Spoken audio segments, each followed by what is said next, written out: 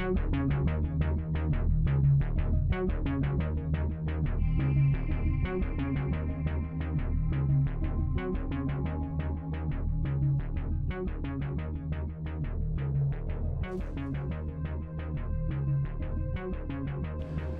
to the program.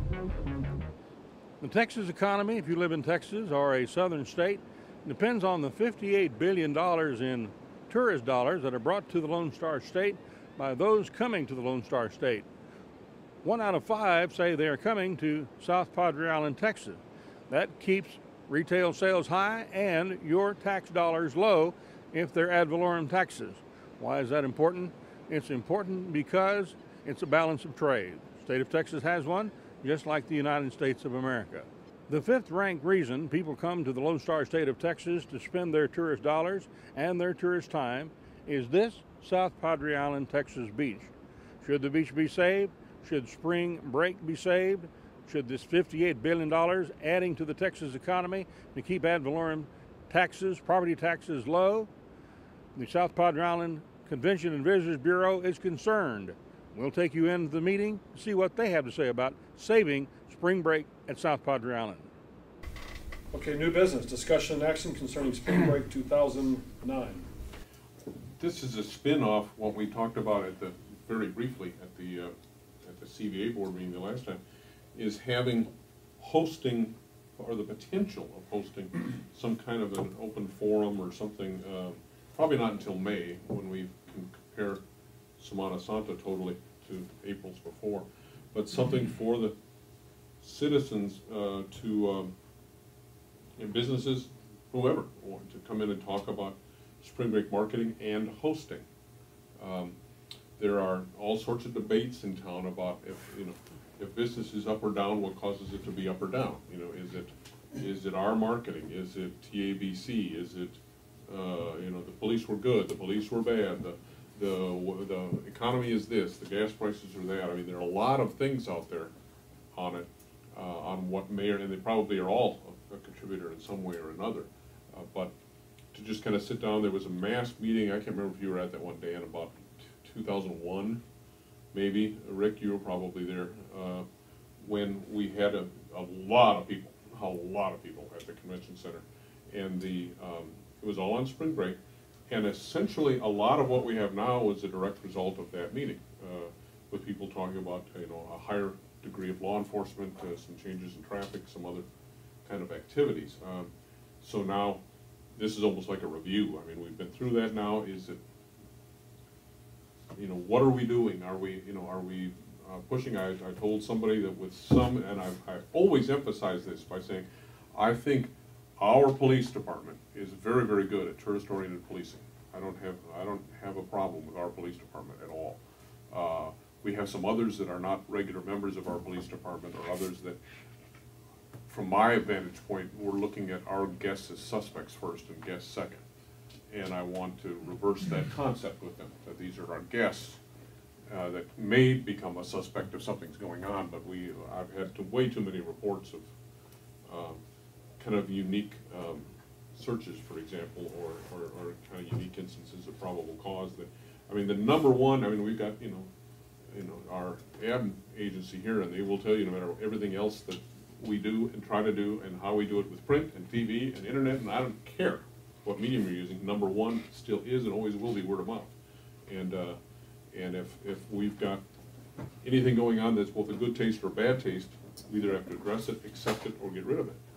What do you think the word of mouth is right now? I think the word of mouth is, from what we're hearing and what I'm having other people, I haven't looked up myself, saying on the spring break blogs that they thought it was, we had too much of a presence of law enforcement. It was that it was a harassing presence, that it wasn't so much that there were too many, because people feel like that, but they were concerned about what they called the casual harassment, that people that were just carrying something were being just stopped and without having, none of us are lawyers, so I can't talk about probable cause, but there were questions about, is it appropriate to be stopping someone, if they're carrying a cooler, odds are they've got something in there that they're trying to keep cool. So that stopping that may be one thing. Wearing a backpack and being stopped It's hard to say if that's, you know, an appropriate reason to stop someone to see if they've got, you know, beer or checking their ID or something other, you know, like that. So we're hearing that. I mean, they like the beach. They didn't like some of that presence. The challenge we can have at times, or that we're told we have at times, especially with TABC, is not unique to spring break. It is not unique to South Padre Island. This happens all over the state of Texas at special events. And I've talked to a lot of people, but everyone's afraid to talk about it because no one wants somebody to park. If we had someone with a liquor license that just went and filed a complaint and said, you know, I'm tired. They're being harassed and it's killing my business. They're afraid that what may happen is that it might not improve that situation, but it will all of a sudden invite a lot of people to be sitting around their licensed establishment a lot. And so then they're inviting a problem that they don't really want. Is there a way to get a group together that would go to New Orleans and speak? Those guys are the masters, you know, during Mardi Gras of controlling but not dissuading revelers, you might say. I've always enjoyed the comparison between the two, because spring break in some ways is just a younger Mardi Gras, and it's essentially the same thing. Well, those guys know what they're doing. I grew up there, and they know what they're doing. You know, there's a line, it's very defined, but you got to go a good ways before you get to it. But when you get to it, you know, the problem disappears quickly. If we want to be in this business, we need to work with those entities probably more proactively. Say, guys, look, we want you here. You ought to be here if there's a problem, but you ought to not be just stopping everybody. You know, the larger picture, I guess, is what does South Padre Island want to do? You know, and we respond accordingly. I mean, if South Padre Island wants to have this, if it's important to have spring break, then how much of our dollars are put into it. I mean, we were actually up. I did the math. We were up 142% on how much money we put into spring break versus a year ago. The decision on what does South Padre want to do kind of goes back to this open forum thing. I mean, that's why I started with talking about the meeting a few years ago. The reason we're here now is because of that meeting a few years ago. So if we have a meeting and the town says, yes, this is what we want, okay, well then we have to switch gears. If they want to switch something else, we switch gears accordingly. It's not, it's not necessarily for this group to decide we want to do this or we want to do that. It's for us to maybe help lead the community into at least the discussion. So when we are saying we are not marketing spring break to whatever level it is, it's with a general agreement of the town, and not, we'll never get total agreement, obviously, but we just have to know what the town wants. Does anybody feel like since 2001 to today, spring break has increased? Oh, no.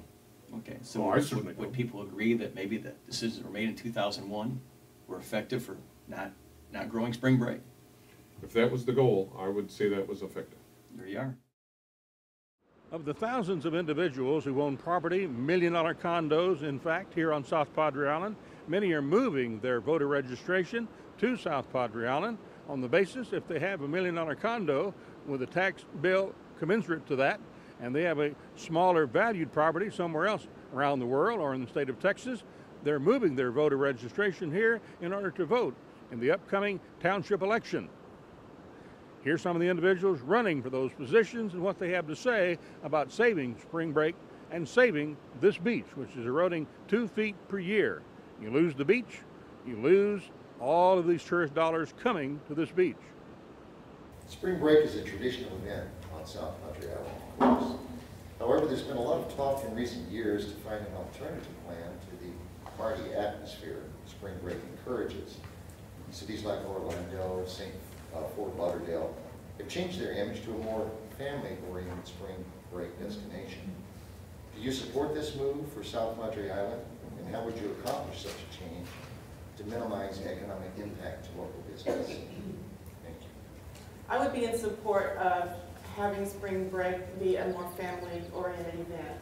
But I don't think we can go that direction until we can promote it enough to where we don't feel the impact that we felt this year when we lost spring break. I've talked to so many business owners and restaurant owners and retailers who were hurt very badly this year by not just, well, mainly by the over-policing. That's what they tell me. I don't know if that's really what the reason is, but they felt like somebody tried to kill spring break.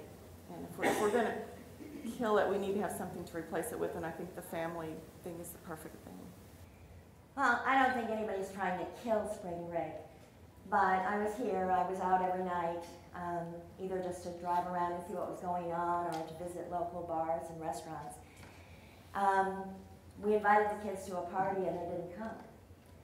And it was a problem for many of the businesses who depend on that revenue.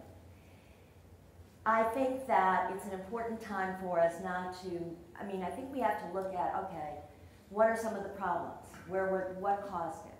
Was it something we did? Was it outside forces? Is it a national trend? And then I think we have to say, okay, where do we go from here? Is this a market we can rebuild? Or do we want to be looking in other directions? Like Mary, I agree we don't pull the rug out from the businesses who rely on this. We have to develop another market to help us through that transition.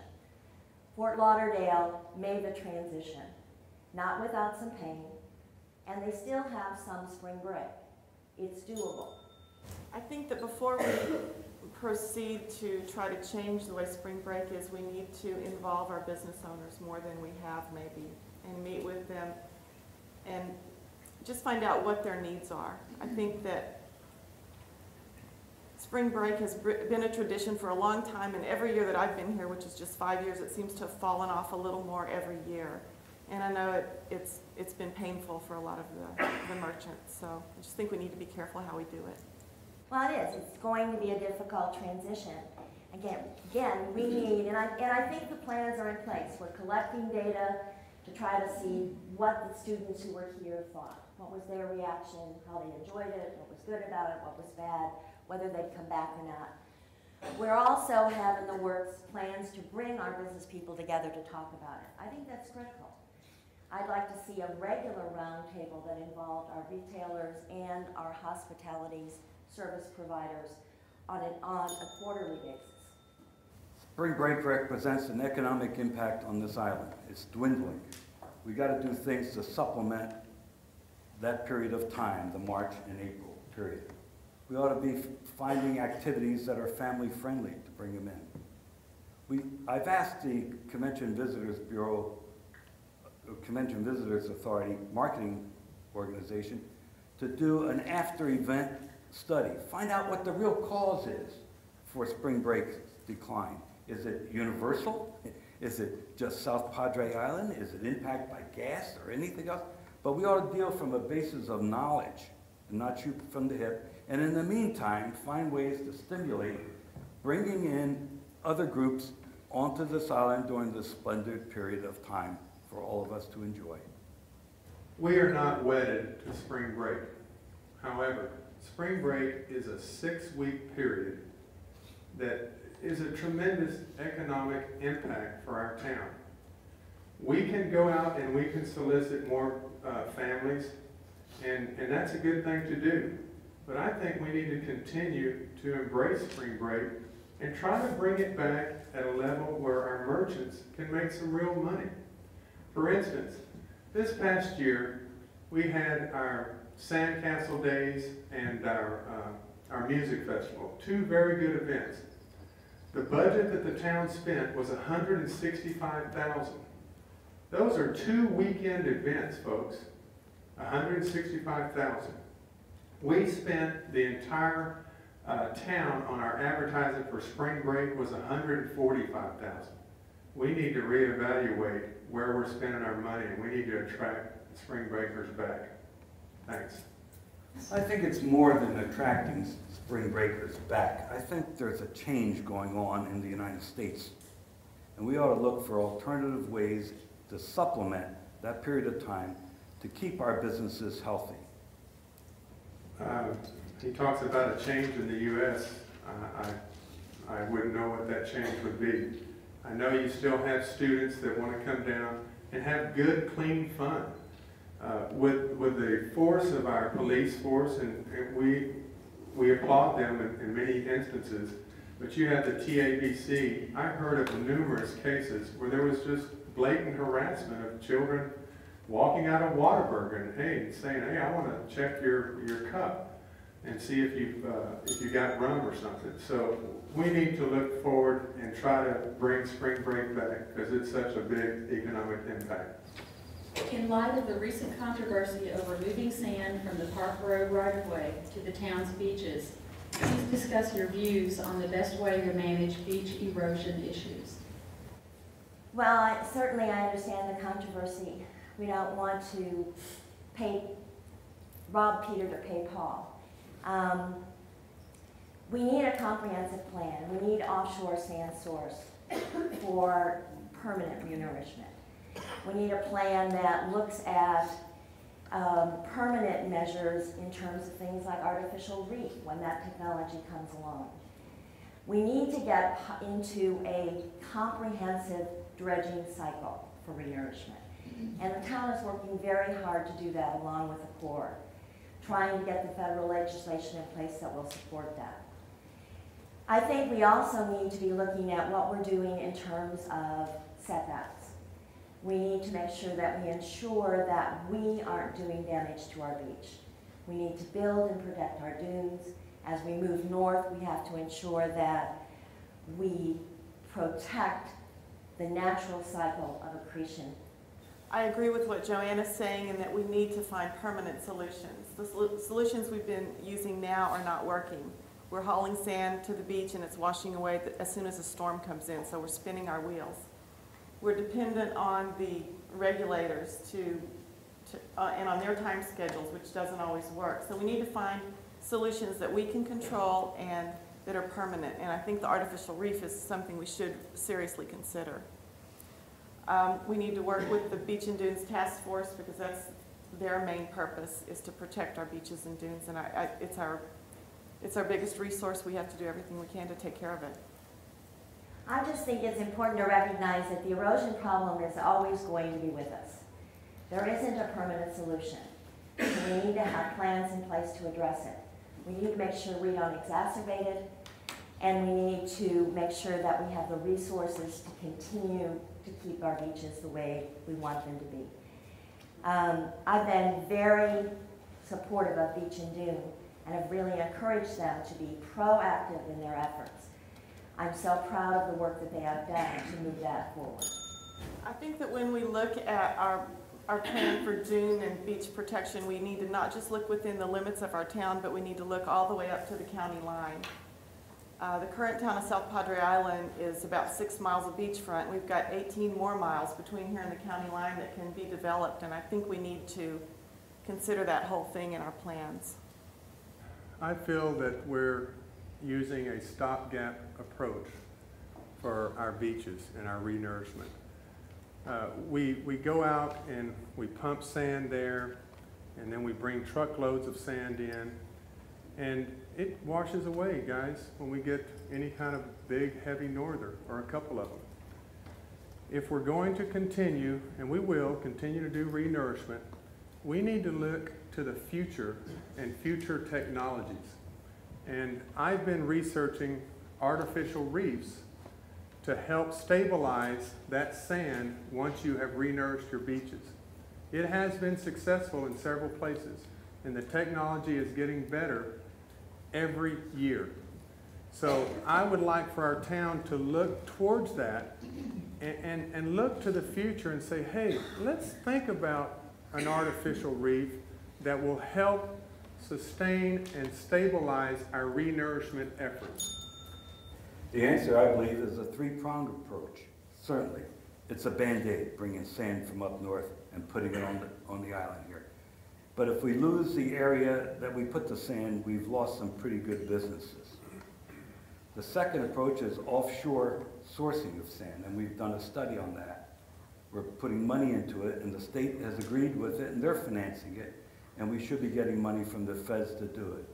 And the third aspect of preserving our beach includes the digging of the channel and moving that sand back onto our island. There's no one solution. We got to explore them all to make it work. We cannot lose our beach. We lose our beach, we lose the town. I would agree. Our beach is our #1 priority. We don't have our beach, folks. Our town does not exist. All other businesses rely on our beach. We need to continue, again, to look for additional, more futuristic type of solutions. Again, I have faith in this artificial reef as this technology progresses. And like I said, it has been successful in many places. Thank you. Two individuals want to be mayor of South Padre Island. Incumbent Bob Pinkerton, running for his third term as mayor of this island, and the mayor pro tem, Kirk Mills, who wants to take that job away from incumbent Mayor Pinkerton and sit in the mayor's position himself. Gentlemen, spring break is a traditional event on S.P.I, of course. However, there's been a lot of talk in recent years to find an alternative plan to the party atmosphere that spring break encourages. Cities like Orlando, Fort Lauderdale have changed their image to a more family-oriented spring destination. Do you support this move, and how would you accomplish such a change to minimize the economic impact on local businesses? Thank you. That's a great question. I'm not wedded to spring break, but I don't want to end or extinguish spring break until there is a sustainable market segment there to replace it with, because our businesses need it. And I'm aware, I've read a lot of articles on what's happened in Fort Lauderdale and other places. Fort Lauderdale extinguished their spring break. They lost all of their chain restaurants, many of their bars, many of their nightclubs, a lot of their entertainment. The younger generation now sees Fort Lauderdale as a dying, aging, withering city. And I don't want us to be that way. I want us to embrace what we can and develop it to more. When I was a child, spring break was a family event, and we went as a family to the mountains. I still go to those same places as an adult because I have fond memories and hold fond memories for me. I would like our spring break to develop in a way that's more family friendly, and then those people that are today's spring breakers will be tomorrow's vacationers and the next generation investor here on this island. But we can't kill it. It's too hard on the businesses. There are a lot of reasons for the dwindling numbers in spring break, competition, and other reasons for it. I think the town needs to take a long, hard look at either going after it and going after it properly. There are a lot of things that we could do, different marketing, second-tier schools that might be more in a position to come than the first-tier schools. As far as changing the market makeup, we do have to be careful on making that switch without having something to come in behind it. And as far as telling them that we don't want them, I don't believe that's a good idea. We have way too many people today that come here and say they were here for spring break. They're now owners and vacationers on South Padre Island. So I think we just need to take a long, hard look at how we're going to handle it and what's the best direction to take. That's a vague answer, but with a minute, that's about as best as I can do right now. Again, I think if anybody has alternatives, I'm all for it. We can address alternatives and try to implement them. In the meantime, we need to keep them here. We need to encourage them to come here. We need to be friendly when they get here. We need to be courteous with them, and hopefully they'll come back. Generally, I agree with Kirk on this. I think it's a very sensitive and emotional issue. It's obviously a lot of business for a lot of stores and restaurants and clubs here on the island. So I think we need to take a close look at it. I don't think we need to shoot from the hip and move too quickly. We just need to make the right move, and we need to have a lot of focus groups that will give us some of their ideas on which way to move and what kind of market to go in. In light of the recent controversy over moving sand from the Park Road right-of-way to the town's beaches, please discuss your views on the best way to manage beach erosion issues. I think that we're managing the beach erosion issues in the proper manner. The issue with removing the sand from the right-of-ways is approved by TxDOT and the General Land Office, and they're properly permitted. The suit will take its normal course of action, and I'm sure that the town will come out ahead on it. And we will continue to do it in the future, as long as TxDOT and the General Land Office are willing to permit it. We are working on a sand source study at this time, which has not come up with the sand source that we expected to receive or to find. We're still looking, and they may have found a line that will be sufficient in order to supply the amount of sand that we need for our beaches. In addition to that, we are still working with the port on their dredging of the channel and beach renourishment from that sand. So we are definitely working and have the funds available to continue the beach renourishment projects. Again, I agree with most of what Bob said. There's just differences in approach. I think what we're ready for in this town is to have a professional beach manager, somebody who perhaps is a degreed scientist with the expertise in it. For me to stay up here and tell you that what we're doing is working, I think is to mislead you, because we've spent many years now renourishing the beach under the programs we've used so far. And if you go out there, you'll see that we're fighting a losing battle. And I think there's room for improvement. What we're doing isn't sufficient. It isn't enough. Recently, we got $3 million towards our beach renourishment, and Galveston Island got $13 million for their beach renourishment. I want to do everything we can, including working with the federal lobbyists in Washington, D.C., hopefully steering toward a full-time beach manager who can educate us and educate the public and track down ways to improve our beach. And it could be through the use of artificial reef as technologies and company sources become available with a reliability factor that we can use. Thank you. Well, yeah, the artificial reef is a good idea, but so far we haven't found proof that it works in the places that it's been placed. However, we do need to look at alternative measures. As far as the beach manager, obviously we need a beach manager, but the town still needs to be proactive as a town going out for funding. And the General Land Office has told us that when our sand source is found, as we're looking for right now, that sufficient funds will be available to do the largest beach renourishment project in the state of Texas. Well, again, funding comes from the federal source also, working on the state sources of funding and federal sources. We're waiting on the same information, the information Bob's talked about on the sand source study. We're waiting for that information. I will do anything and work in any way I can to improve our beach, because without our beach, we have no town. That's why we're here, and that's what draws our tourists here. So I will do everything. I will make every effort to protect and enhance our beaches. If you feel that you were mistreated by an agent of the Texas Alcohol and Beverage Commission, either here on South Padre Island or at any other Texas tourist destination, and you file a complaint, it will be investigated. That's state law.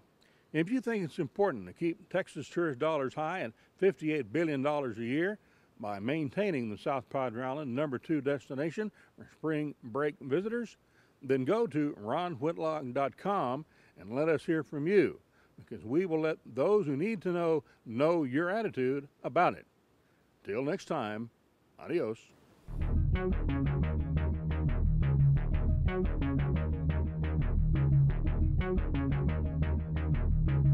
Thank you.